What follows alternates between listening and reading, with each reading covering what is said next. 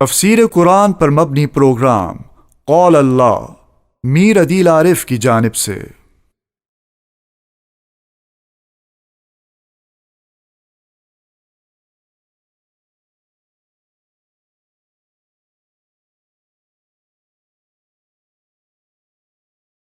بسم اللہ الرحمن الرحیم۔ پروگرام قال اللہ میں آج ہم انشاءاللہ سورہ مائدہ کا 10واں رکوع ترجمے اور تفسیر کے ساتھ پڑھیں گے۔ سب سے پہلے 10ویں رکوع کا لفظی ترجمہ ہوگا اور اس کے بعد اس کی مختصر جیسی تشریح اور تفسیر ہوگی۔ اعوذ باللہ من الشیطان الرجیم، بسم اللہ الرحمن الرحیم۔ یا ایہا الرسول، اے رسول، اے پیغمبر، بلغ ما انزل الیک، پہنچا دے جو نازل کیا گیا تیری طرف، من ربک، تیرے رب کی طرف سے، وَإِن لَّمْ تَفْعَلْ، اور اگر تو نے ایسے نہ کیا، فَمَا بَلَّغْتَ رِسَالَتَهُ،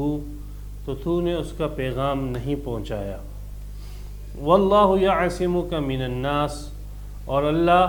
حفاظت کرے گا، بچائے گا تجھے لوگوں سے، إِنَّ اللَّهَ لَا يَهْدِي الْقَوْمَ الْكَافِرِينَ، بے شک اللہ کافر قوم کو ہدایت نہیں دیتے۔ قل، کہہ دیجئے، یا اہل الکتاب، اے اہل کتاب، لستم علی شیء، تم کسی بھی بنیاد پر نہیں ہو، حتی تقیموا التوراۃ والانجیل، حتیٰ کہ قائم کرو تورات کو اور انجیل کو، وما انزل الیکم من ربکم، اور جو نازل کیا گیا تمہاری طرف تمہارے رب کی طرف سے، وَلَيَزِيدَنَّ كَثِيرًا مِّنْهُمْ، اور زیادہ کر دیتا ہے ان میں سے بہت ساروں کو، ما، وہ چیز، انزل الیک،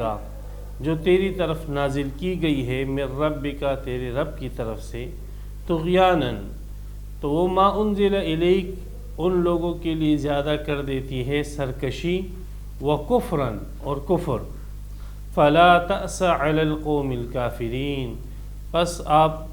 مایوس مت ہو، افسوس نہ کریں کافر قوم پر۔ ان الذین آمنوا، بے شک وہ لوگ جو ایمان لائے، والذین ہادوا، اور وہ جو یہودی ہیں، والسابئون، اور وہ لوگ جو ستارہ پرست ہیں یا سابئی ہیں، والنصارى، اور عیسائی، من آمن باللہ والیوم الآخر، جو بھی ایمان لایا اللہ پر اور آخرت کے دن پر، وعمل صالحا، اور نیک عمل کیا، فلا خوف علیہم ولا هم یحزنون، پس ایسے لوگوں پر نہ کوئی خوف ہے اور نہ ایسے لوگ غمگین ہوں گے۔ لقد اخذنا میثاق بنی اسرائیل، بالتحقیق ہم نے بنی اسرائیل سے عہد لیا، وارسلنا الیہم رسلا، اور ہم نے بھیجا ان کی طرف رسولوں کو، کلما جاءہم رسول، جب بھی آیا ان کے پاس رسول، بما، ایسے احکامات لے کر، لا تہوی انفسکم، جو ان کے دلوں اور ان کی خواہشات کے موافق نہ تھے، فریقا کذبوا، تو رسولوں کی ایک جماعت کو انہوں نے جھٹلا دیا، وفریقا یقتلون، اور ایک جماعت کو انہوں نے قتل کیا، وحسبوا، اور انہوں نے یہ گمان کیا، اللہ تکون فتنۃ، کہ ان پر کوئی آفت نہیں آئے گی، ان کی پکڑ نہ ہوگی، فعموا، پس وہ اندھے بن گئے، وصموا، اور بھیرے ہو گئے، ثم تاب اللہ علیہم،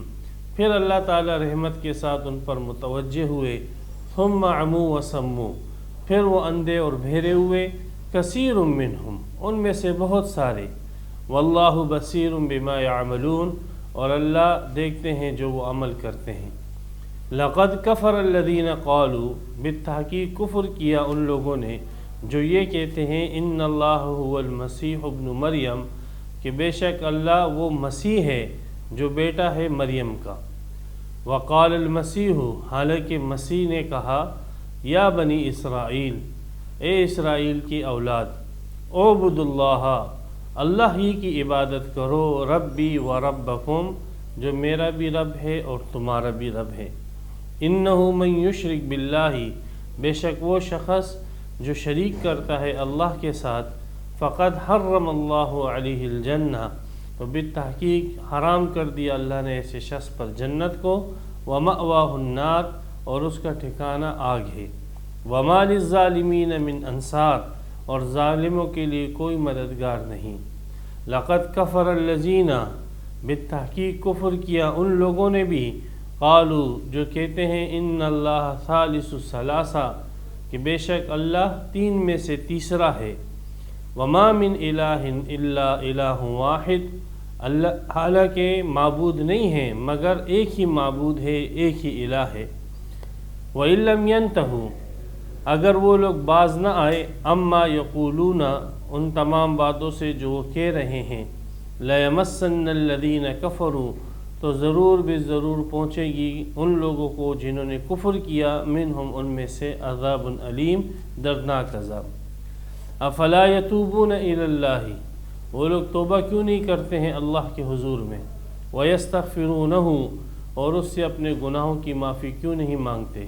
واللہ غفور الرحیم اور اللہ بخشنے والے رحم کرنے والے ہیں۔ مل مسیح ابن مریم، مسیح بیٹا مریم کا نہیں تھا، الا رسول مگر ایک رسول تھا، قد خلت من قبلہ الرسل بالتحقیق اس سے پہلے بہت سارے رسول گزر چکے ہیں،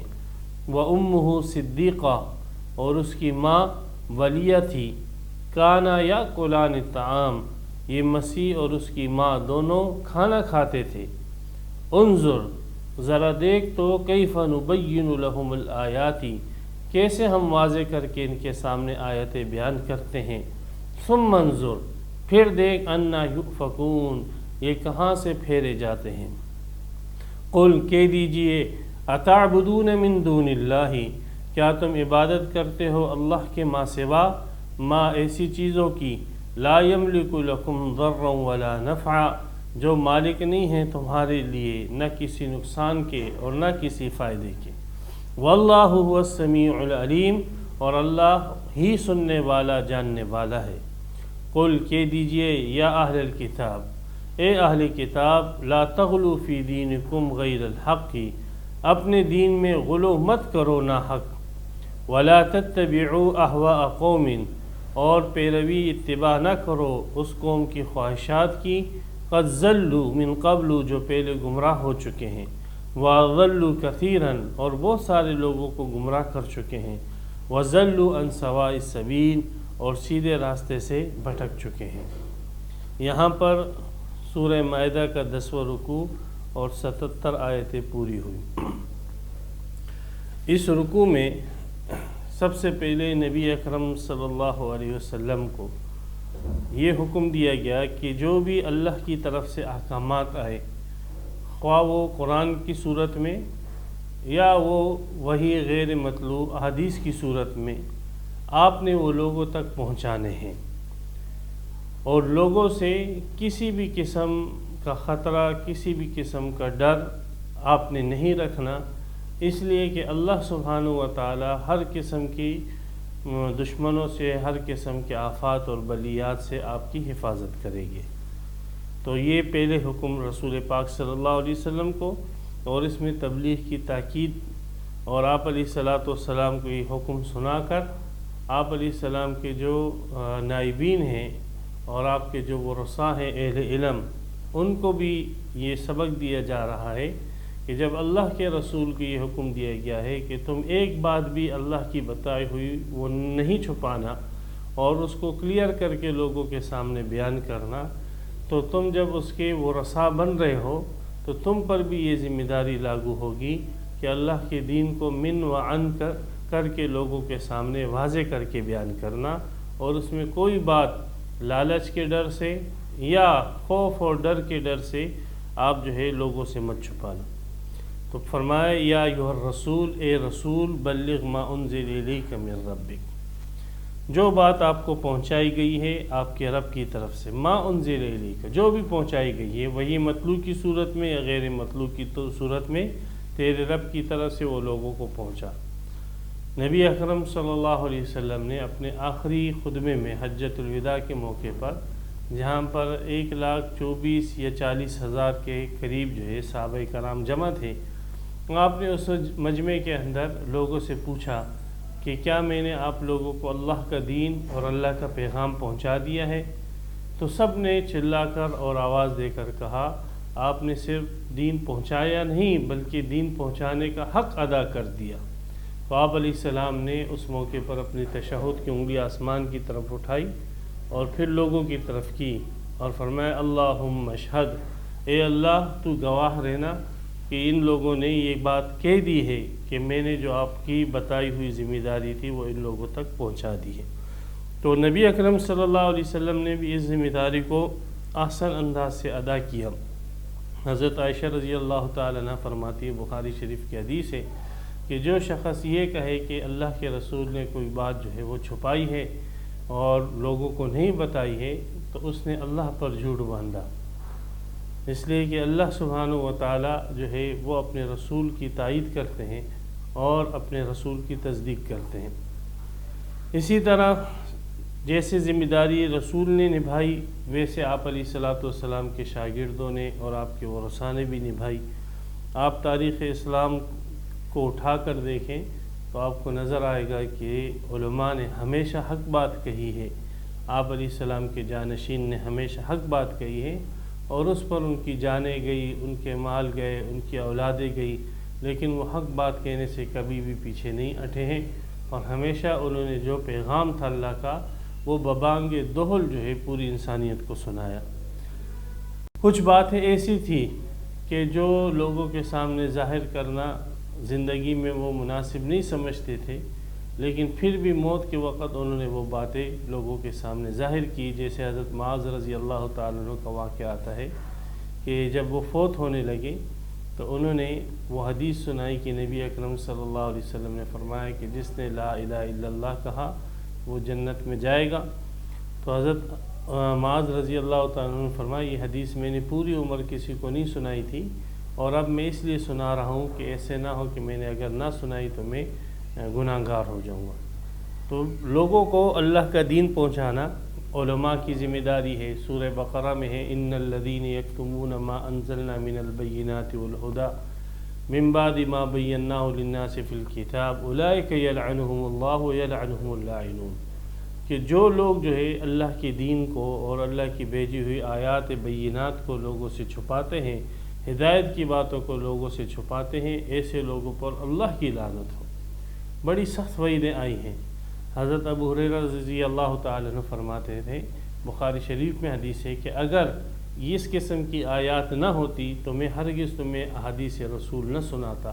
لیکن ہم سے عہد لیا گیا ہے وَإِذْ أَخَذَ مِيثَاقَ الَّذِينَ أُوتُوا الْكِتَابَ لَتُبَيِّنُنَّهُ لِلنَّاسِ وَلَا تَكْتُمُونَهُ، اہل کتاب سے بھی عہد دیا گیا تھا کہ تم نے بھی اللہ کا دین لوگوں کو بتلانا ہے اور اس کو چھپانا نہیں ہے۔ تو کسی بھی لالچ یا کسی بھی خوف سے آپ نے اللہ کے دین کو جو ہے چھپانا نہیں ہے، لوگوں کے سامنے بیان کیا۔ تو یہاں پر رسالتاً خطاب رسول پاک صلی اللہ علیہ وسلم کو ہے اور آپ کی اتباع میں پھر آپ کے ورثاؤں کو اور علماء کو یہ حکم ہے۔ وَإِن لَّمْ تَفْعَلْ فَمَا بَلَّغْتَ رِسَالَتَهُ، اور اگر آپ نے ایسے نہ کیا تو آپ نے اپنی رسالت کی ذمہ داری کو ادا ہی نہیں کیا۔ اگر ایک بات بھی آپ نے نہیں بتائی لوگوں کو تو بس آپ نے جو رسالت کا منصب تھا وہ اس میں بقول امام مالک رحمۃ اللہ علیہ کے کہ اس میں آپ نے خیانت کی علیاذ باللہ، اور آپ علیہ الصلوۃ والسلام سے بات بعید ہے کہ آپ علیہ السلام رسالت کے معاملے میں خیانت کریں۔ واللہ یعصمک من الناس، اگر لوگوں کا اندیشہ ہے تو لوگوں کی فکر آپ نہ کریں، ہم آپ کی حفاظت کریں گے لوگوں سے۔ نبی اکرم صلی اللہ علیہ وسلم گارڈ رکھا کرتے تھے اور صحابہ کرام آپ علیہ السلام کی پہرےداری کرتے تھے، رات کو دن کو آپ علیہ السلام کے ساتھ ہوتے تھے۔ تو جب یہ آیت نازل ہوئی تو آپ علیہ السلام نے ان پہرے داروں کو چھٹی دے دی اور آپ علیہ السلام نے فرمایا اب اللہ تعالی نے ہماری ذمہ داری اٹھا لی ہے کہ اللہ تعالیٰ فرما رہے ہیں کہ میں تمہاری حفاظت کروں گا، اب مجھے آپ لوگوں کی حفاظت کی ضرورت نہیں ہے۔ ان اللہ لا یہدی القوم الکافرین، نبی اکرم صلی اللہ علیہ وسلم کو تسلی بھی ہے کہ آپ کا کام جو ہے وہ لوگوں کو پیغام پہنچا دینا ہے، باقی ہدایت دینا تو یہ آپ کا کام نہیں ہے، ہدایت دینا اللہ کا کام ہے۔ اور اللہ سبحانہ و تعالیٰ کے ہاں سنت اور دستور یہ ہے کہ جو کفر کے اندر رہنا چاہتا ہے تو ایسے آدمی کو اللہ تعالیٰ ہدایت نہیں دیتے ہیں۔ ایک آدمی یہ چاہتا ہے کہ میں کفر کے اندر ہی رہوں اور ہدایت کا وہ طلبگار ہی نہیں ہے تو اللہ تعالیٰ بھی اس کے اوپر زبردستی ہدایت کو مسلط نہیں کرتے۔ ہدایت اللہ تعالیٰ اسی شخص کو دیتے ہیں جو ہدایت کا طلبگار ہو۔ جو شخص جو ہے وہ بیج لگائے گا گندم کا تو اللہ تبارک و تعالیٰ خالق ہے، وہ گندم اگائے گا، اور جو شخص بیج لگائے گا کانٹے اور ببول کا تو اللہ تعالیٰ ببول کا درخت اگائے گا۔ اب وہ بیج لگا رہے کانٹے دار درخت کا اور پھر یہ تما رکھے کہ اللہ تعالیٰ جو ہے وہ اس میں گندم کا پودا اگا دے، وہ تو اللہ کی قدرت ہے، لیکن اللہ کی سنت ایسی نہیں ہے۔ تو جب تک آدمی کفر کے اوپر مصر رہتا ہے اور کفر کے اوپر جمع رہتا ہے، اللہ تعالیٰ اس کو ہدایت نہیں دیتا۔ ہاں اللہ تعالیٰ ہدایت تب دیتے ہیں جب وہ ہدایت کا طلبگار بنتا ہے۔ اللہ کا وعدہ ہے یہدی الیہ من ینیب یہدی الیہ من اناب، جو رجوع کرتا ہے اللہ اس کو ہدایت دیتا ہے۔ تو حالت کفر میں کفر کو پسند کرتے ہوئے اور اس سے نہ نکلنے کا سوچ بنا کر، نظریہ بنا کر اللہ سے ہدایت کو طلب کرنا، یہ جہالت ہے۔ قل یا اہل الکتاب لستم علی شیء، اب آپ نے جو اللہ کا پیغام پہنچانا ہے تو من جملہ بہت سارے پیغامات میں سے ایک پیغام یہ ہے کہ آپ قل کہہ دیجئے یا اہل الکتاب، اے یہودیوں، اے عیسائیوں، لستم علی شیء، تمہاری بنیاد اور بیسک وہ اللہ کی کتابیں ہیں، اللہ کا بھیجا ہوا دین ہے۔ تو جب تک تم اللہ کے دین کو قائم نہ کرو گے اور اللہ کے بھیجے ہوئی کتاب کو قائم نہ کرو گے تو تمہاری بنیاد ہی نہیں ہے، پھر تم فضول ہو، پھر تم ایک قوم ہو، ایک جو ہے جیسے ایک وطنی قوم ہوتی ہے اور ایک نسبی قوم ہوتی ہے، یہ تمہاری حیثیت ہے۔ تم اللہ کے خلیفہ تب بنو گے جب تم اللہ کی بھیجی ہوئی کتاب اور ہدایات کو اپنا لو گے اور اس کے اوپر جو ہے قائم ہو جاؤ گے اور اس پر عمل کرو گے اور لوگوں کو پہنچاؤ گے۔ اور وہ ہدایت جس شکل میں بھی آئے، تورات کی شکل میں آئے تو اس کو لے کر کھڑے ہو گئے، انجیل کی صورت میں آئی تو اس کو لے کر کھڑے ہو گئے، قرآن کی صورت میں آئے تو اس کو لے کر کھڑے ہو گئے۔ تو اہل کتاب تمہارا جو وجود ہے، دینی وجود ہے، وہ دینی وجود تب تسلیم کیا جائے گا کہ جب تم اللہ سبحانہ و تعالیٰ کی طرف سے بھیجی ہوئی ہدایات کو لے لو۔ اگر تم اللہ سبحانہ و تعالیٰ کی طرف سے بھیجی ہوئی ہدایات کو نہیں لیتے تو تم لوگ محض ایک وطنی اور ایک جو ہے خاندانی قوم کی طرح ایک قوم ہوگی، اللہ کے خلفاء اور اللہ کے نائبین نہیں ہوگی۔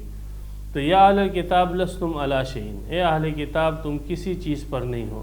کسی بنیاد پر نہیں ہو جب تک تم قائم نہ کرو تورات کو اور انجیل کو، وما انزل الیکم من ربکم، اور اس کو جو نازل کیا گیا تمہاری طرف تمہارے رب کی طرف سے۔ یہاں پر تین چیزیں ذکر کی، تورات کو بھی قائم کرو، انجیل کو بھی، اور جو تمہاری طرف تمہارے رب کی طرف سے نازل کیا گیا یعنی قرآن مجید۔ یہاں پر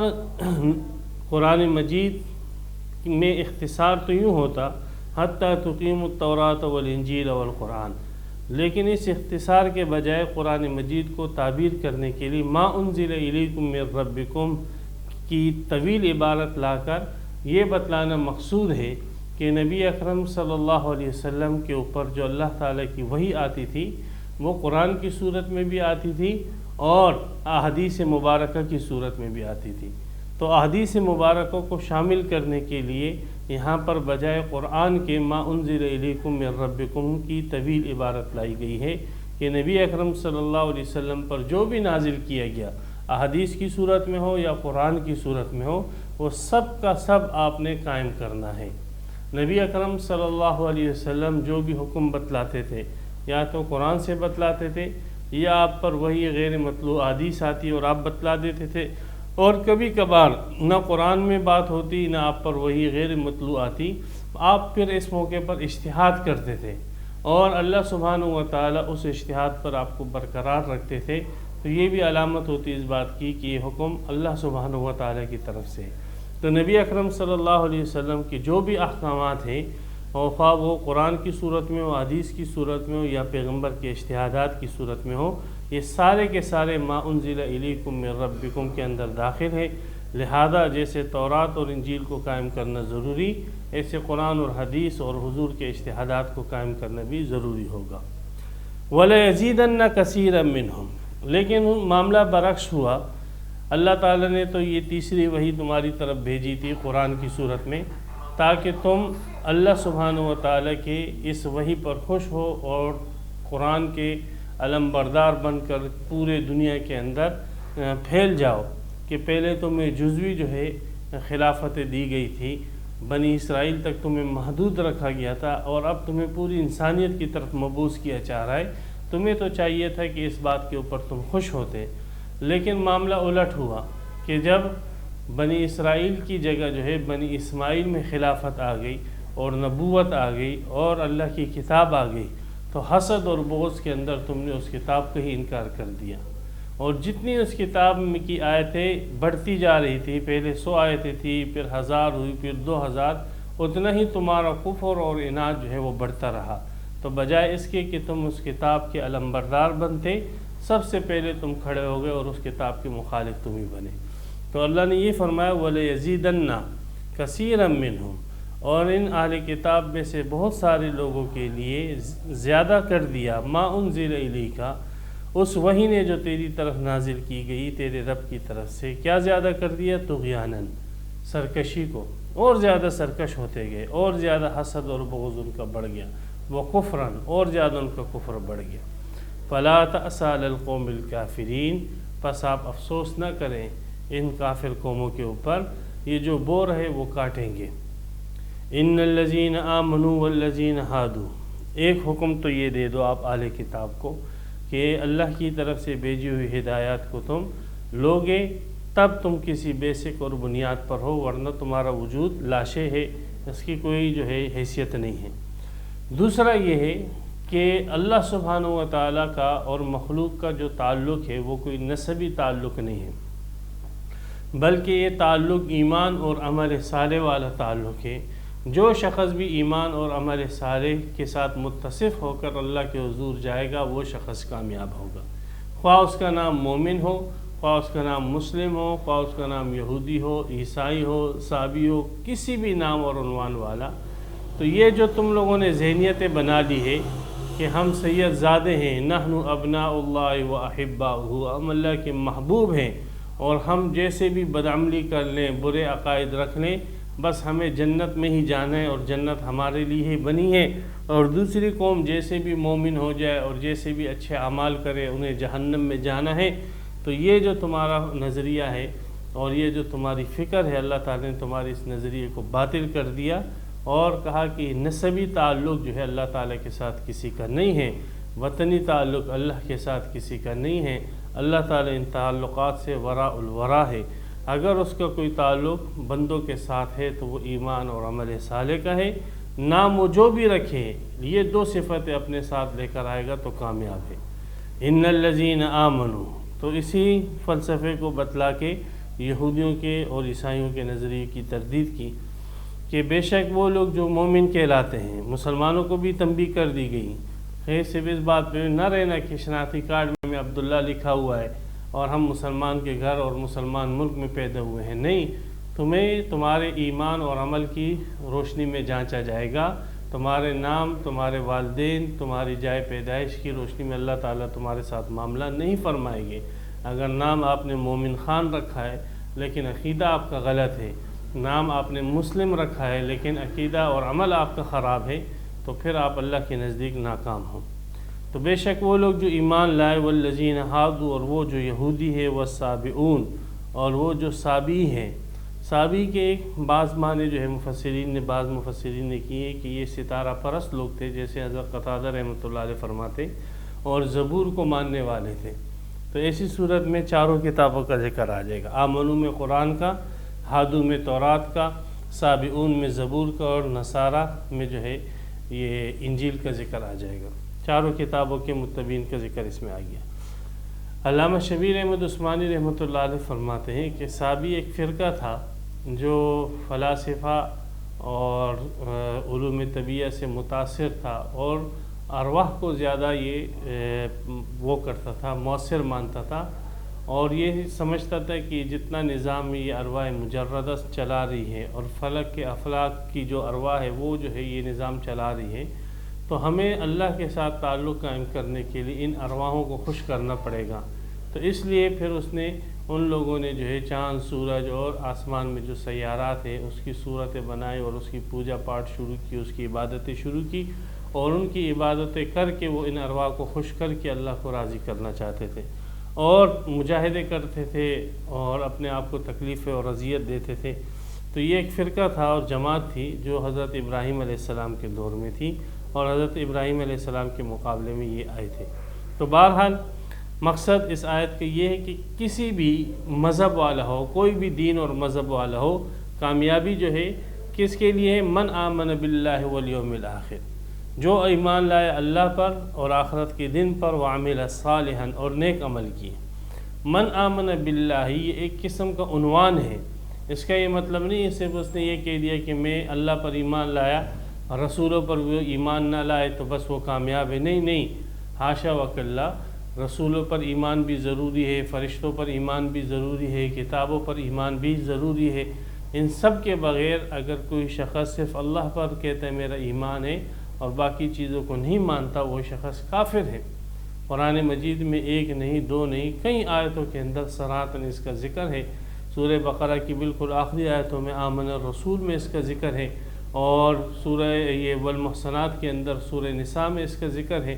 کہ جو شخص کفر کرے اللہ سے اور اس کے رسولوں سے اور اس کی کتابوں سے اور اس کے انبیاء سے تو وہ شخص کافر ہے، وہ جہنمی ہے۔ تو ایک نہیں، دو نہیں، کئی آیت قرآن مجید کی ہے کہ جس میں رسولوں کا ماننا اور کتابوں کا ماننا اور ملائک کا ماننا بھی ایمان کا حصہ ہے۔ تو یہاں پر یہ جو فرمایا من آمن باللہ، جو ایمان لائے اللہ پر، تو در حقیقت یہ عنوان ہے اور یہ تعبیر کر دیتا ہے تمام عقائد کو۔ جو شخص آخرت پر ایمان نہیں رکھتا، جو شخص رسولوں پر ایمان نہیں رکھتا، جو شخص کتابوں پر ایمان نہیں رکھتا، تو اس کا اللہ پر بھی ایمان نہیں ہے۔ اس لیے کہ جب وہ شخص یہ کہتا ہے کہ میں رسولوں کو نہیں مانتا ہوں، تو یہ رسول تو اللہ کے بھیجے ہوئے اور فرستادہ ہے، تو گویا اس نے اللہ کی نفی کر دی کہ میں آپ کے فرستادہ کو نہیں مانتا۔ جب وہ کتابوں کا انکار کرتا ہے تو اس نے اللہ کا انکار کر دیا کہ میں آپ کی بھیجی ہوئی کتابوں کو نہیں مانتا۔ تو بہرحال اس سے دھوکے میں نہ پڑے، جیسے بعض لوگوں کو دھوکہ پڑ گیا، بعض ملحدوں کو دھوکہ پڑ گیا، اور انہوں نے کہا کامیابی کے لیے صرف یہی ضروری ہے کہ اللہ کو مان لو اور اچھے عمل کرو، باقی رسولوں کو ماننا ضروری نہیں ہے۔ یہ الحاد ہے، یہ بے دینی ہے اور تزندقہ ہے، بلکہ یہ عنوان ہے۔ جیسے حدیث میں آتا ہے، نبی اکرم صلی اللہ علیہ وسلم فرمایا من قال لا الہ الا اللہ دخل الجنہ،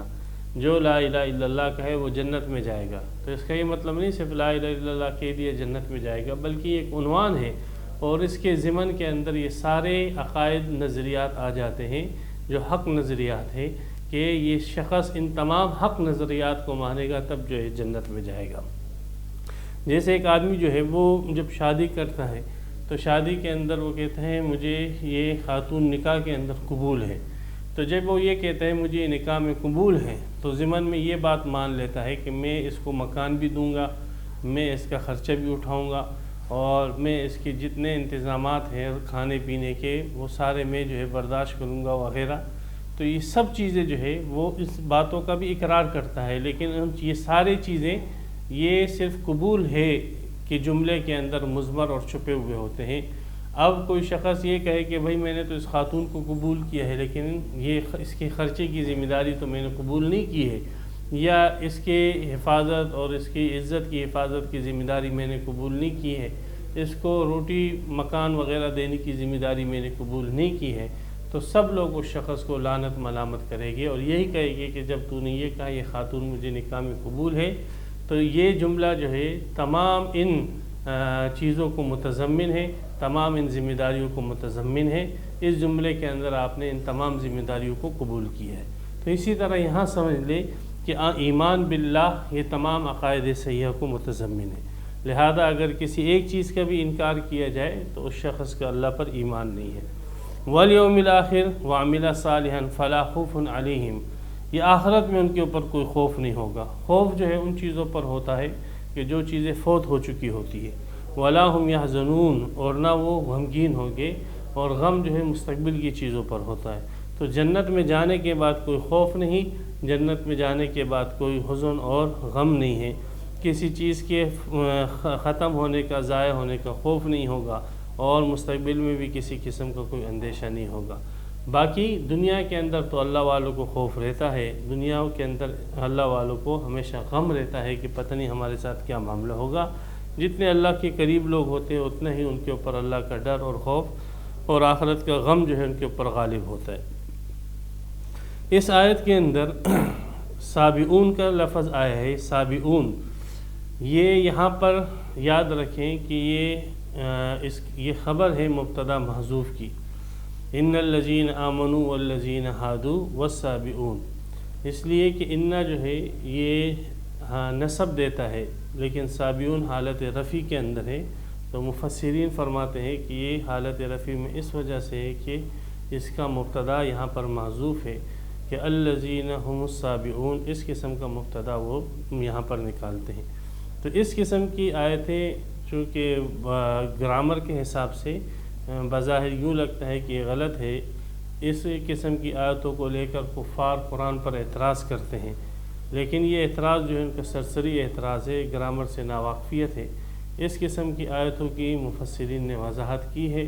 اور یہاں پر بھی انہوں نے وضاحت کی ہے کہ سابعون جو ہے یہ انا کا اسم نہیں ہے کہ اس کو جو ہے گرامر کے حساب سے غلط قرار دیا جائے، بلکہ سابعون جو ہے مستقل ایک جملہ ہے جس کا مبتدا محذوف ہے۔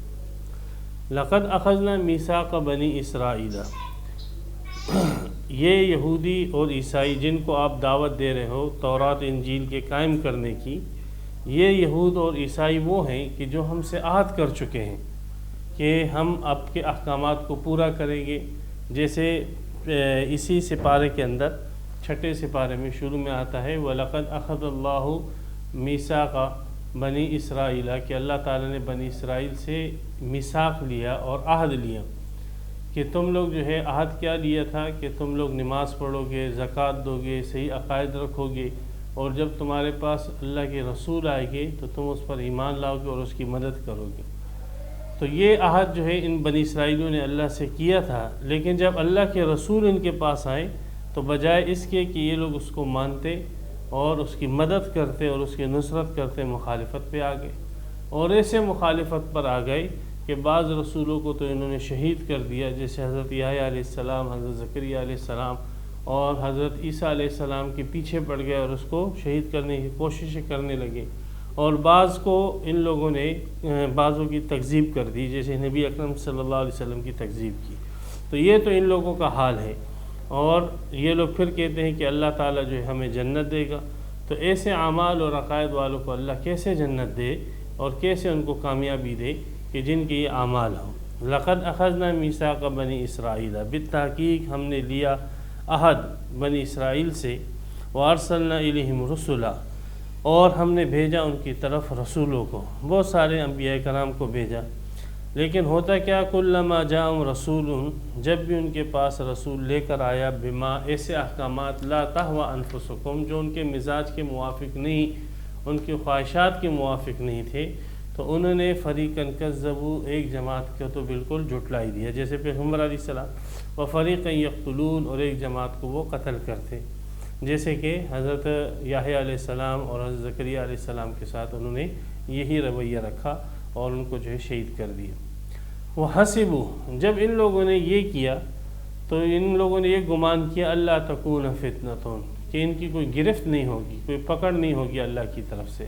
تو یہ ان کی خوش فہمی تھی، اللہ کی طرف سے ان کی پکڑ ہوئی، اور اللہ سبحانہ و تعالیٰ نے حضرت عیسیٰ علیہ السلام سے 600 سال پہلے بخت نصر کو ان پر مسلط کیا، اور اس نے ان کی اینٹ سے اینٹ بجا دی، اور ان کا جو معبد تھا، جو حضرت سلیمان علیہ السلام نے عبادت کی جگہ بنائی ہوئی تھی، اس کو بالکل تہس نہس کر کے بالکل مسمار کر دیا، اور ان سارے یہودیوں کو قیدی بنا کر بابل عراق میں لے گیا تھا اور اپنی قید میں رکھا اور غلام بنایا۔ یہ تو بعد میں پھر فارس کے بادشاہ نے حملہ کیا اور بخت نصر کے چنگل سے ان لوگوں کو رہائی دلوائی، اور پھر یہ لوگ دوبارہ آ کر ملک شام میں جو ہے آباد ہوئے۔ اللہ تعالیٰ نے دوبارہ ان پر کرم کیا، ان لوگوں نے توبہ طائب کی، لیکن اس کے باوجود پھر کچھ عرصے تو یہ صحیح رہے، پھر اس کے بعد پرانی روش پر دوبارہ آ گئے اور انبیاء کو شہید کرنے لگے۔ حضرت عیسیٰ علیہ السلام آئے تو اس کی مخالفت شروع کر دی اور اس کو قتل کرنے کی سازشیں شروع کر دی ان لوگوں نے۔ تو حضرت عیسیٰ علیہ السلام کو تو اللہ نے ان کے شر سے بچایا، آسمان پہ اٹھا لیا، لیکن حضرت عیسیٰ علیہ السلام کے آسمان پر جانے کے بعد پھر اللہ نے ان کے اوپر ایک یونانی جو بادشاہ تھا اس کو مسلط کر دیا، رومی بادشاہ تھا، اور وہ ان پر مسلط ہوا اور انہوں نے بالکل ان کو جو ہے اتنا مارا، اور انہوں نے جو دوبارہ حضرت سلیمان علیہ السلام کی عبادت کی جگہ بنائی تھی اس کو دوبارہ مسمار کر دیا، اور صرف ایک دیوار جو ہے چھوڑ دی، جس کو آج کل یہ لوگ دیوار گریہ کہتے ہیں۔ تو یہ پھر اس کے بعد سے پھر یہ لوگ پھر سنبھلے نہیں، اور پھر مدینہ میں آ کے آباد ہو گئے، اور مسلمانوں نے پھر مسلمانوں کے ساتھ بھی ان لوگوں کا یہی رویہ رہا تکذیب کا۔ پھر اس کے بعد انہوں نے توبہ بھی نہیں کی، اس وجہ سے اللہ سبحانہ و تعالیٰ جو ہے وہ اللہ تعالیٰ کی رحمتیں بھی ان لوگوں کی طرف متوجہ نہیں ہوئیں، اور ذلت اور گمراہی کے اندر یہ لوگ پھنسے رہے۔ تو یہی فرمایا حسبوا اللہ تکون فتنہ، تکذیب اور قتل کے باوجود یہ سمجھتے تھے کہ ہم پر کوئی آفت نہیں آئے گی، فعموا وصموا، لیکن آفت آئی، اور ایسی آفت آئی کہ یہ اندھے اور بہرے ہو گئے تھے، بالکل کسی کام کے نہیں رہے۔ لیکن پھر اللہ تعالیٰ نے انہیں اس بادشاہ کے چنگل سے نجات دی، ثم تاب اللہ علیہم، پھر اللہ تعالیٰ رحمت کے ساتھ ان پر متوجہ ہوئی۔ لیکن کچھ عرصے کے بعد ثم عموا وصموا، پھر یہ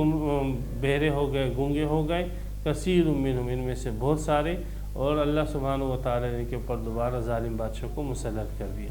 واللہ بصیر بما یعملون، لقد کفر الذین قالوا ان اللہ والمسیح ابن مریم۔ ان لوگوں کا افراد تفرید بتلایا، الجاہل اما مفرط او مفرط، جاہل یا تو جو ہے حد سے زیادہ جو ہے بڑھ جاتا ہے یا حد سے زیادہ گھٹ جاتا ہے، تو یہ ان کا عمل ہے۔ بنی اسرائیلیوں نے جب انبیاء کرام کی مخالفت کی تو ایسے مخالف ہوئے کہ انبیاء کرام کو شہید کیا، قتل کیا، کتابوں کی تکذیب کی، اور یہی بنی اسرائیلی جب ماننے پر آئے تو انہوں نے حضرت عیسیٰ علیہ السلام کو خدا بنا لیا، انہی یہودیوں نے حضیر علیہ السلام کو خدا بنا لیا، خدا کے بیٹے بنا لیے، خدائی کا درجہ دے دیا، اس کی صفات ان میں ماننے لگے۔ تو یہ ان لوگوں کا افراد تفرید ہے اس قوم کا۔ یہ سب کی سب گمراہیاں جو ان میں آئی ہے افراد تفرید کی، یہ اس وجہ سے کہ اپنی کتاب کو انہوں نے چھوڑ دیا، تورات، زبور، انجیل اور قرآن مجید کو انہوں نے چھوڑا، تو اس کے پاداش میں، اور رسولوں کو بھی نہیں مان رہے، اور اس کو بھی جو ہے ان کی بھی تکذیب کر رہے ہیں، تو اس کے نتیجے میں یہ لوگ افراد تفرید کے اندر پڑ گئے، کہیں رسولوں کو شہید کر رہے ہیں، اور کبھی ان کی حالت یہ ہے کہ یہ حضرت عیسیٰ علیہ السلام کو خدا بنائے بیٹھے ہوئے۔ لقد کفر الذین قالوا ان اللہ والمسیح ابن مریم۔ تو اس میں ایک جماعت تو ایسی تھی، وہ یہ کہتے تھے کہ اللہ سبحانہ و تعالیٰ علیہ باللہ انسانی جسم میں متشکل ہو کر زمین پر آ گئے، اور وہ انسانی جسم جس میں متشکل ہو کر زمین پر آئے تھے وہ حضرت عیسیٰ علیہ السلام کی شکل تھی۔ دوسرا گروہ ان میں یہ کہتا ہے کہ نہیں، حضرت عیسیٰ علیہ السلام تو انسان تھے، اور اس میں اللہ سبحانہ و تعالیٰ حلول کر گئے تھے، گھس گئے تھے اللہ سبحانہ و تعالیٰ۔ اب جسم جو ہے وہ حضرت عیسیٰ علیہ السلام انسان کا تھا، اور اس کے اندر جو روح تھی وہ اللہ سبحانہ و تعالیٰ کی تھی۔ تو اس قسم کی کفری عقائد یہ لوگ رکھتے تھے۔ اللہ تعالیٰ حلول سے پاک ہے، اللہ تعالیٰ انسانی جسد کی شکل میں متشکل ہونے سے پاک ہے، اس لیے کہ جب خدا جو ہے وہ انسانی شکل میں آ گیا تو پھر تو وہ محدود ہو گیا، انسانی شکل میں آ گیا تو وہ زمانے کے اندر آ گیا، وہ مکان کے اندر آ گیا، اور وہ تمام حدوث اور حوادثات جو ہے وہ اس کو لاحق ہو گئے، وہ مشرق مغرب جہت کے اندر آ گیا، اور پھر وہ جو ہے وہ جتنے عوارضات مخلوق کے ہیں وہ عوارضات اس کو لاحق ہو گئے۔ یہ تمام کی تمام باتیں جو ہے الوہیت کے منافی ہیں، خدائی کے منافی ہیں۔ اس لیے یہ کہنا ہے کہ اللہ سبحانہ و تعالیٰ علیہ باللہ عیسیٰ علیہ السلام کی شکل میں آ گئے، یا عیسیٰ علیہ السلام میں اللہ تعالیٰ حلول کر گئے، بہرحال یہ عقیدہ کفر ہے، اور اللہ تعالیٰ نے ان لوگوں کے اوپر کفر کا حکم لگایا۔ وقال المسیح، یہ عیسیٰ علیہ السلام جن کو یہ اللہ کہہ رہے ہیں، خود ان کا قول یہ ہے کہ یا بنی اسرائیل، اے بنی اسرائیلیوں، اعبدوا اللہ، صرف ایک اللہ کی عبادت کرو۔ تو اس میں توحید ہے فی الالوہیت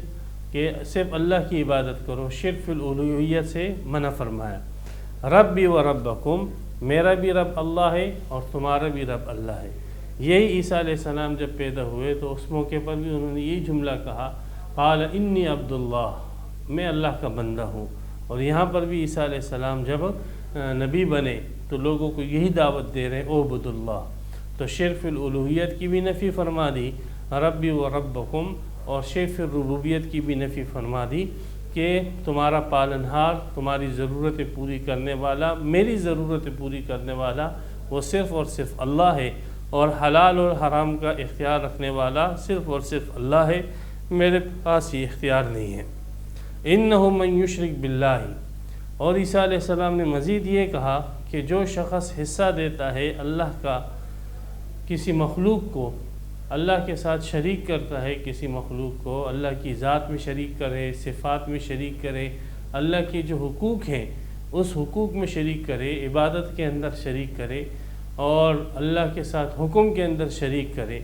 تو یہ سارے کے سارے مشرک کسی بھی قسم کا شرک کریں، فقط حرم اللہ علیہ الجنہ، اللہ نے اس کے اوپر جنت کو حرام کر دیا گیا، اور کبھی بھی ایسا شخص جو شرک کی بیماری لیے ہوئے ہو جنت میں داخل نہیں ہوگا۔ وَمَأْوَاهُ النَّارُ، ایسے شخص کا ٹھکانہ آگ ہے۔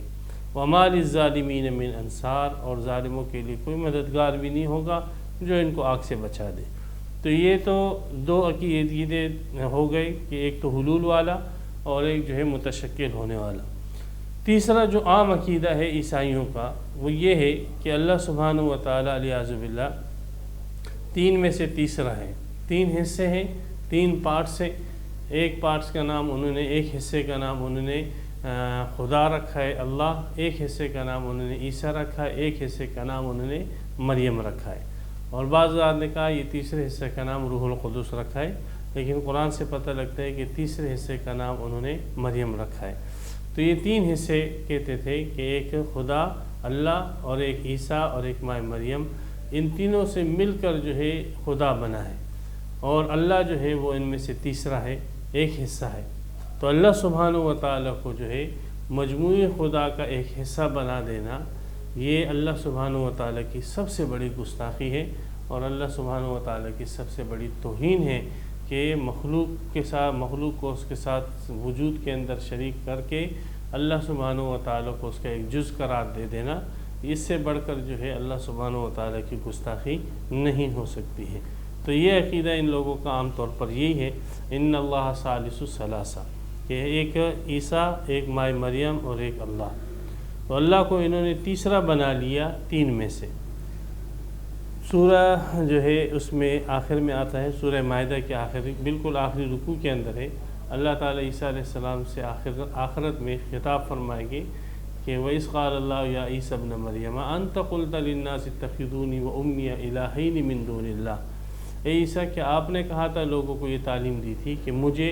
اور میری ماں کو معبود بنا دو اللہ کے علاوہ۔ تو پتہ لگا کہ یہ دو جو مانتے ہیں وہ ایک عیسیٰ ہے اور ایک ماں مریم ہے، اور تیسرا جو ہے وہ خدا ہے۔ تو خدا کو انہوں نے تیسرا حصہ بنا دیا اور تین معبود مانتے ہیں، جس کو یہ اقانیم ثلاثہ کا نام دیتے ہیں۔ وَمَا مِنْ إِلَٰهٍ إِلَّا إِلَٰهٌ وَاحِدٌ، حالانکہ معبود نہیں ہے مگر صرف ایک ہی معبود ہے، اور وہ معبود اللہ ہے۔ وَإِلَٰهُكُمْ إِلَٰهٌ وَاحِدٌ، اللہ ہی ایک معبود ہے، اللہ کے سوا اور کوئی معبود نہیں ہے۔ نہ عیسیٰ علیہ السلام معبود ہے، نہ ماں مریم معبود ہے، معبود صرف اور صرف ایک اللہ ہے۔ وَإِن لَّمْ يَنْتَهُوا عَمَّا يَقُولُونَ، اگر یہ لوگ باز نہ آئے اپنی باتوں سے، اپنے عقیدوں سے، لَيَمَسَّنَّ الَّذِينَ كَفَرُوا مِنْهُمْ عَذَابٌ أَلِيمٌ، تو جو ان میں سے کافر ہیں ان کو ضرور بالضرور دردناک عذاب پہنچے گا۔ تو یہ ان لوگوں کے نظریات ہیں، افراد تفرید اللہ نے بیان کیا۔ تو یہ جو ان کے نظریات ہے کہ عیسیٰ خدا ہے یا خدا کا ایک جز اور حصہ ہے، اللہ سبحانہ و تعالیٰ فرماتے ہیں یہ عقیدہ لے کر اگر تم مر گئے تو ہمیشہ کے لیے تم جہنم میں جلو گے، اور جنت ہمیشہ کے لیے تم پر حرام ہو جائے گی۔ لیکن اس کا یہ مطلب نہیں ہے کہ تم نے یہ گندگی اپنے گندے عقیدے بنا لیے تو اب تمہارے پاس لوٹنے کا راستہ نہیں ہے۔ نہیں، تمہارے پاس موت تک لوٹنے کا راستہ ہے، تو تم مرنے سے پہلے جو ہے رجوع کر لو تو اللہ تعالیٰ تمہیں معاف کر دے گے۔ افلا یتوبون الی اللہ، کیا یہ رجوع کیوں نہیں کرتے اللہ کی طرف اور اس سے مغفرت کیوں نہیں مانگتے؟ اللہ تو بخشنے والا ہے، رحم کرنے والا ہے، ان کے اس جرائم کو اللہ معاف فرما دے گے۔ باقی جو انہوں نے یہ کہا کہ عیسیٰ علیہ السلام اللہ ہے یا اللہ کا ایک جز ہے، تو یہ ایسی باتیں ہیں کہ جو باتیں تھوڑی سی سمجھ بوجھ سے بھی انسان جو ہے سمجھ جاتا ہے کہ یہ باتیں انجیل کی تعلیمات کے بھی خلاف ہے اور یہ باتیں عقل کے بھی خلاف ہے۔ عیسیٰ علیہ السلام کی حیثیت کیا ہے؟ عیسیٰ علیہ السلام کی حیثیت خود انجیل کے اندر یہی ہے کہ مل مسیح ابن مریم الا رسول، کہ عیسیٰ جو مریم کا بیٹا ہے وہ صرف اور صرف اللہ کا ایک رسول ہے۔ یہ تعارف انجیل کے اندر، اور چاروں انجیل جو متی کی ہے، یوحنا کی ہے، لوقا کی ہے، مرقس کی ہے، جو ان حضرات کے نزدیک معتبر انجیل ہیں، ان اناجیل اربعہ کے اندر حضرت عیسیٰ علیہ السلام کا تعارف ایک رسول ہونے کی حیثیت سے موجود ہے۔ قد خلت من قبلہ الرسل، تو جب یہ رسول ہے تو ان سے پہلے بھی بہت سارے رسول گزر چکے ہیں، اور جیسے وہ رسول معجزے انہوں نے دکھائے تھے تو حضرت عیسیٰ علیہ السلام نے معجزے دکھا لیے، تو اگر وہ معجزات دکھانے کی وجہ سے خدا نہیں بنے تو یہ کیسے خدا بن گئے؟ اگر آدم علیہ السلام بغیر ماں باپ کے پیدا ہونے کی وجہ سے خدا نہ بنے تو عیسیٰ علیہ السلام بغیر باپ کے پیدا ہونے کی وجہ سے خدا کیسے بن گئے؟ اگر دیگر انبیاء کرام جو ہے ان کے ساتھ بشریت میں شریک ہیں، دیگر انبیاء کرام ان کے ساتھ جو ہے انسانیت کے اندر شریک ہیں، دیگر انبیاء کرام ان کے ساتھ ان تمام امور کے اندر شریک ہیں جو آپ سمجھتے ہو اور دیکھتے ہو اور تورات زبور انجیل میں لکھی ہوئی ہے، تو جب وہ تمام مشترکات دیگر انبیاء کرام کی اور عیسیٰ علیہ السلام کے اندر ایک ہی ہے، تو باوجود ان مشترکات کے ان انبیاء کو آپ اللہ کا بیٹا یا اللہ نہیں کہتے ہو، اللہ کا جز نہیں کہتے ہو، تو حضرت عیسیٰ علیہ السلام کو پھر آپ جو ہے کیسے اللہ کا جز اور اللہ کا بیٹا اور اللہ کہہ رہے ہو؟ یہ تو جو ہے نقل کے بھی خلاف ہے اور عقل کے بھی خلاف ہے۔ وَأُمُّهُ صِدِّیقَةٌ، عیسیٰ علیہ السلام تو ایک خاتون کے بیٹے ہیں۔ جو بھی اگر حضرت عیسیٰ علیہ السلام کی ہسٹری پڑھے، خود انجیل سے پڑھے، تو وہ شخص جو ماں کے پیٹ میں رہے، بچہ دانی کے اندر رہے، تو خدا کیسے ہو سکتا ہے؟ تو انسان کو عقل سے کام لینی چاہیے کہ ماں کے پیٹ میں رہنے والا شخص وہ خدا ہو، عجیب۔ پھر وہ جو ہے جس انداز سے انسان پیدا ہوتا ہے، اس انداز سے وہ پیدا ہو رہا ہے، پھر وہ ماں کا دودھ پی رہا ہے، یہ سارے معاملات جو ہے دنیا کے سامنے ہیں۔ پھر وہ مکان میں ہے، وہ جہت میں ہے، وہ جو ہے زمانے کے اندر ہے، وہ حوادثات سے متاثر ہو رہا ہے، اس کو غم آ رہا ہے، وہ ڈر لگ رہا ہے اس کو، وہ پریشان ہو رہا ہے۔ یہ سارے حالات اس کے انجیل کے اندر جو موجودہ انجیل ہے اس کے اندر موجود ہے، تو باوجود ان تمام چیزوں کے ہوتے ہوئے اس کو الہ کہنا، یہ تو نقل کی بھی خلاف ہے، عقل کی بھی خلاف ہے۔ صدیقہ، اس کی والدہ ایک صدیقہ تھی، ولیہ تھی، نبیہ نہیں تھی۔ جیسے بعض ابن حزم رحمۃ اللہ علیہ کو یہ وہم ہوا، اور ابن حزم کی رائے یہ ہے کہ مائے مریم جو ہے وہ نبیہ تھی، اور حضرت موسیٰ علیہ السلام کی والدہ وہ بھی جو ہے نبیہ تھی، اور حضرت سارہ جو تھی ابراہیم علیہ السلام کی زوجہ وہ بھی نبیہ تھی۔ تو وہ جمہور سے ہٹ کر ہیں۔ جمہور کا یہ موقف ہے کہ نبی ہمیشہ اور رسول ہمیشہ جو ہے وہ مرد ہی آئے ہیں، جیسے وما ارسلنا من قبلک الا رجالا نوحی، ہم نے آپ سے پہلے جو ہے کسی رسول کو نہیں بھیجا مگر مرد ہی بنا کر بھیجا۔ تو وہ آیت جمہور کی دلیل ہے اس بات پر کہ ہمیشہ مردوں کو ہی نبوت ملی ہے۔ تو حضرت مائے مریم کی یہاں پر صفت بیان کی جا رہی ہے، تو اگر نبوت ان کی صفت ہوتی تو ایسے موقع پر پھر ان کی صفت نبوت کو ذکر کیا جاتا، اس کو ہائی لائٹ کیا جاتا، لیکن اس کے علاوہ جو ہے یہ صفت صدیقیت کو بیان کیا گیا ہے، اور یہ امت کے اندر جو ہے سب سے بڑی صفت ہے۔ تو صدیقہ، اس کی ماں ولیہ تھی، اس کی ماں کی کرامتیں بھی موجود ہے، اور اس کی ماں جو ہے وہ اللہ کا جز نہیں ہے، اللہ کا حصہ نہیں ہے، وہ عورت ہے، ماں ہے، اس نے بچہ جنا ہے۔ اس کو جو اسے عورتوں کو جو اعمال ہوتے ہیں وہ سارے اعمال اس کے ساتھ متعلق ہے۔ وہ ایک نیک خاتون تھی، لیکن اس کے ساتھ تمام وہ چیزیں متعلق ہے جو ایک عورت کے ساتھ متعلق ہے، بلکہ تمہارے نزدیک تو اس نے شادی بھی کر لی تھی یوسف نجار سے، اس کا تو شوہر بھی تھا، زن اور شوہر اور بیوی کے تعلقات قائم کرنے والی خاتون، وہ خدا بن گئی۔ تھوڑی جو ہے عقل سے آپ کام لو، تھوڑی سوچ سے کام لو کہ ایسی خاتون جو ہے جو شادی شدہ ہو اور جس کا شوہر ہو اور زن اور شوہر کے تعلقات ہو اور سب چیزیں آپ کے سامنے ہو، پھر ایسی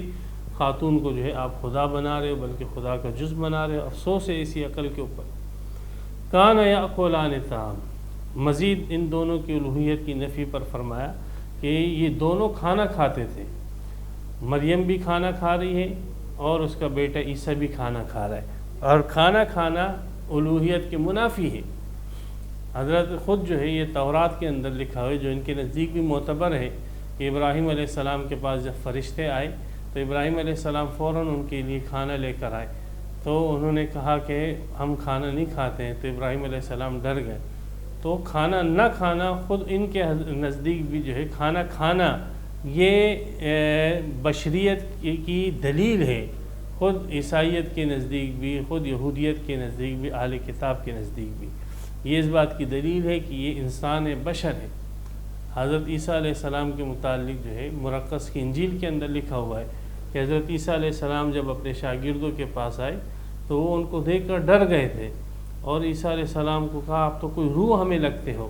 تو عیسیٰ علیہ السلام نے ان سے کہا کہ نہیں، دیکھو میرا گوشت ہے، میرے اعضاء ہے، میں انسان ہوں۔ پھر عیسیٰ علیہ السلام نے جو ہے ان کو اس بات کا ثبوت دینے کے لیے ان کے پاس پڑی ہوئی تلی ہوئی مچھلی تھی، اس میں سے ایک ٹکڑا اٹھا کر کھایا اور کہا کہ دیکھو میں یہ کھا رہا ہوں۔ تو اس عیسیٰ علیہ السلام کا یہ کھانا کھانا خود ان حضرات کے نزدیک الوہیت کے الہ نہ ہونے کے، بشر ہونے کی جو ہے یہ دلیل ہے کہ جو کھانا کھاتے وہ بشر ہوتا ہے، اور جو کھانا نہیں کھاتا یہ ضروری نہیں کہ وہ الہ ہو، لیکن یہ ہے کہ وہ پھر بشر نہیں ہوتا، لیکن جب کھانا کھا لیا تو پھر تو بشر ہی بشر ہے۔ تو جو یہ دونوں کھانا کھاتے ہیں، اور کھانا کھانا تمہارے نزدیک بشریت کی دلیل ہے، جیسے خود حضرت عیسیٰ علیہ السلام نے انجیل مرقس کے اندر اس کو واضح کیا ہے۔ اور پھر اس بات کو بھی دیکھا جائے کہ جو لوگ کھانا کھاتے ہیں، جو شخص کھانا کھاتے ہیں وہ محتاج ہے، وہ سورج کا محتاج ہے، وہ چاند کا محتاج ہے، وہ پانی کا محتاج ہے، وہ زمین کا محتاج ہے، وہ پھر دانوں کا محتاج ہے، پھر وہ کسان کا محتاج ہے، وہ ہل کا محتاج ہے، پھر وہ جو اس میں پیداوار ہو جائے تو پیداوار کو صاف کرنے اور کاٹنے والے لوگوں کا محتاج ہے، پھر ان دانوں کو جو ہے بازار میں فروخت پہنچانے والوں کا محتاج، گاڑیوں کا محتاج، پھر اس سے آٹا نکالنے کی مشینوں کا محتاج، پھر مشینیں جو بناتے ہیں پیچھے ان سب لوگوں کا محتاج، پھر وہ آٹے جو گندم سے نکالتے ہیں ان لوگوں کا محتاج، پھر وہ آٹا جو ہے بازار آتا ہے، پھر اس آٹے کے خریدنے کے لیے یہ پیسے جمع کرتا ہے، تو جو پیسوں کے لیے جو ہے مختلف کاروبار کرتا ہے اور اس کا محتاج، پھر ان پیسوں سے وہ آٹا خریدتا ہے اور وہ آٹا جو ہے گھر لے کر آتا ہے، تو پھر آٹا پکانے کے لیے توے کا محتاج ہے، آگ کا محتاج ہے، آٹا گوندنے کے لیے پانی کا محتاج ہے، کسی برتن کا محتاج ہے۔ یہ سارے باتیں ہوتی ہیں، پھر توے کے اوپر کوئی روٹی ڈالے پکائے، اور پھر وہ پکانے والے کا محتاج ہے، پھر وہ ایک خاص لیمٹ تک جو ہے اس کو تپش پہنچے اور وہ روٹی ایک خاص انداز تک پکے، وہ اس کا محتاج، نہ زیادہ ہو نہ کم ہو، پھر وہ روٹی کا لقمہ جب وہ منہ میں رکھے پھر دانتوں کا محتاج ہے، تھوک جو منہ کے اندر ہے اس کا محتاج ہے، پھر وہ جب نگل جائے اس کو حلق کا محتاج ہے، پھر وہاں پر نظام ہضم جو پورا چلتا ہے اس کا محتاج ہے۔ اتنے احتیاج ہے، اگر اس کو تفصیل سے غور سے کھولا جائے تو سینکڑوں چیزیں سامنے آتی ہے کہ کھانا کھانے والا جو ہے وہ ان سب چیزوں کا محتاج ہوتا ہے۔ تو اتنے احتیاج والی ذات وہ الہ کیسے ہو سکتی ہے، وہ خدا کیسے ہو سکتی ہے؟ اسی ایک بات سے اگر کسی کو نصیحت حاصل کرنی ہے تو یہ نصیحت حاصل کرنے کے لیے کافی ہے کہ مائے مریم اور عیسیٰ انجیل کی گواہی کے مطابق کھانا کھاتے تھے، تو کھانا کھانے والے لوگ جو ہے کبھی بھی الہ نہیں ہو سکتے ہیں، اس لیے کہ وہ خود سینکڑوں چیزوں کے محتاج ہوتے ہیں۔ انظر کیف نبین لہم الآیات، ذرا غور تو کرو ہم ان کے سامنے کیسے دلیلیں واضح کر کے پیش کر رہے ہیں، لیکن پھر بھی یہ بھی دیکھو انا یؤفکون، غور کرو کہ ان کو غلط گائیڈنس کہاں سے کی جا رہی ہے، کہاں سے یہ لوگ پھیرے جا رہے ہیں۔ قل اتعبدون من دون اللہ، پھر یہ ہے کہ عیسیٰ علیہ السلام کی عبادت کیوں کرتے ہو؟ مقصد کیا عیسیٰ علیہ السلام کو جو یہ الوہیت کا درجہ تم نے دیا ہے، اس سے مقصد کیا کہ چلو ٹھیک ہے عیسیٰ کو تم نے خدا بنا لیا، الہ بنا لیا، الہ کو جو فائدہ کیا، تمہیں کیا فائدہ؟ کیا تم یہ سمجھتے ہو کہ ہم عیسیٰ علیہ السلام کی عبادت کریں گے تو حضرت عیسیٰ علیہ السلام ہمیں فائدہ دے گے یا ہم سے تکلیفیں دور کر دیں گے؟ حاشا واکلہ، عیسیٰ علیہ السلام تو اپنے آپ سے تکلیفیں دور نہیں کر سکے، اور عیسیٰ علیہ السلام تو خود عیسائیوں کے عقیدے کے مطابق ان کو یہودیوں نے پھانسی پہ لٹکا دیا تھا، تو جو خود تمہارے عقیدے کے مطابق جو ہے شہید ہو چکے اور اس کو ان کے بدترین دشمنوں نے پھانسی پہ لٹکا دی ہے، وہ تم سے کیا مصیبتیں دور کریں گے اور تمہیں کیا برکتیں دیں گے اور تم پر کیا جو ہے عنایتیں کریں گے؟ اگر وہ عنایتیں ان کو کرنی ہوتی تو اپنے اوپر کرتے اور اپنے آپ کو جو ہے قتل ہونے سے بچاتے۔ تو اللہ تعالیٰ یہ فرماتے ہیں کہ جو عبادت کا مقصد ہے اور وجہ ہے وہ بھی تو عیسیٰ علیہ السلام میں نہیں پائی جا رہی۔ قُلْ أَتَعْبُدُونَ مِن دُونِ اللَّهِ، کیا تم عبادت کرتے ہو اللہ کے علاوہ ما ایسی چیز کی لا يملك لكم ضرا، جو نہ تکلیف بھی پہنچانا چاہے، وہ تمہارے لیے تکلیف کا بھی مالک نہیں ہے، چاہے جائے کہ وہ تمہارے لیے فائدے کا مالک ہو، اور وہ تمہاری باتیں بھی نہیں سنتا، اس کو تمہاری حالتوں کا بھی علم نہیں ہے، تو وہ تم سے تکلیف اور پریشانی کیسے دور کرے گا؟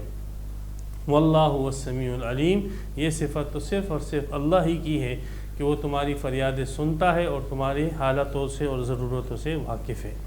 قُلْ یا اہل الکتاب، آخر میں نصیحت کی جا رہی ہے کہ یہ سب چیزیں غلو ہے، غلو فی الدین ہے، اللہ اور اللہ کی بھیجے ہوئے رسول کی بتائی حدود سے آگے نکلنا ہے، یہ افراط اور تفرید ہے۔ بعض مرتبہ تم لوگوں نے افراد سے کام لیا، انبیاء کو قتل اور شہید کیا، اور بعض مرتبہ ان کو الوہیت کا درجہ دے دیا۔ تو اے اہل کتاب لا تغلو فی دینکم، غلو مت کرو اپنے دین میں، غیر الحق، نہ حق غلو مت کرو،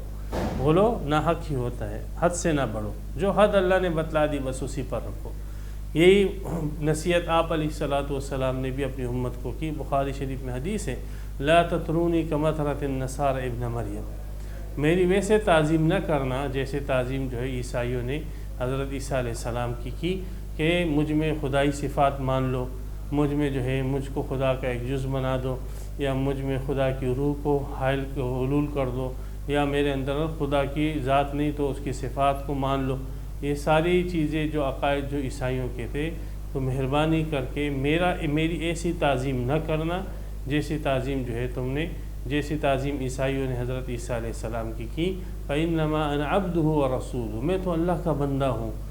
اور اس کا رسول ہوں۔ فَقُولُوا عَبْدُهُ وَرَسُولُهُ، تم بھی میری یہی تعریف کرو کہ محمد اللہ کے بندے ہیں، محمد اللہ کے رسول ہیں۔ تو ہمیشہ انبیاء کرام کی تعلیمات یہی رہی ہے، حضرت عیسیٰ علیہ السلام کی بھی تعلیمات یہی تھی، لیکن لوگوں نے اس کو تبدیل کر دیا۔ نبی اکرم صلی اللہ علیہ وسلم کی تعلیمات بھی یہی تھی، اور جہلاء نے پھر اس میں بھی تبدیلی کی، اور رسول پاک صلی اللہ علیہ وسلم میں اگرچہ اللہ کی ذات کو حلول نہ مانا لیکن اللہ کی صفات کو مان لیا، اور علیاذ باللہ اس طریقے سے انہوں نے نظریہ بنا لیا کہ اللہ تعالیٰ نے اپنی ساری صفات محمد صلی اللہ علیہ وسلم کو دے دی ہیں، اور اللہ سبحانہ و تعالیٰ کی جتنی صفات ہیں وہ محمد صلی اللہ علیہ وسلم کے پاس آ گئی۔ تو یہ بھی حلول ہی کا ایک صورت ہے، ذات کا حلول نہ مانا، صفات کا حلول مان لیا۔ تو اے اہل کتاب غلو مت کرو اپنے دین کے اندر نہ حق، ولا تتبع اہواء قوم، ان لوگوں کی پیروی نہ کرو قد ضلوا، جو گمراہ ہو چکے ہیں۔ عیسائیت کو غلط ڈگر پر اور غلط لائن پر ڈالنے والے پال تھے، جو پولس کے نام سے مشہور ہے، اور وہ اصلاً جو ہے یہودی تھے اور بت پرست تھے شروع میں، اور پھر وہی بت پرستی اور یہودیت کا چربہ بنا کر اس نے عیسائیت کا پیراہن اور قمیض اس کے اوپر چڑھا دی، اور روح اس کی جو تھی وہی یونانی عقیدے تھے اور بت پرست عقائد تھے، جس کے اوپر جو ہے اس نے عیسائیت کا لبادہ اوڑھ دیا، اور عیسائیت کو جو ہے یہ یونانیت کو اس نے عیسائیت کی صورت میں پیش کیا۔ تو جب عیسائیت کو اس نے جو ہے یہ یونانیت کو اس نے عیسائیت کے پیراہن میں پیش کیا، تو جو بت پرست یونانی تھے انہوں نے بھی اس مذہب کو تسلیم کیا، اس لیے کہ انہوں نے دیکھا کہ اس کی روح تو وہی ہے جو ہمارا عقیدہ ہے۔ تو اس طریقے سے یہ رومی لوگ جو ہے یہ عیسائیت کے اندر داخل ہو گئے۔ تو یہ لوگ گمراہ تھے، حضرت عیسیٰ علیہ السلام کی تعلیمات سے بالکل ہٹے ہوئے تھے۔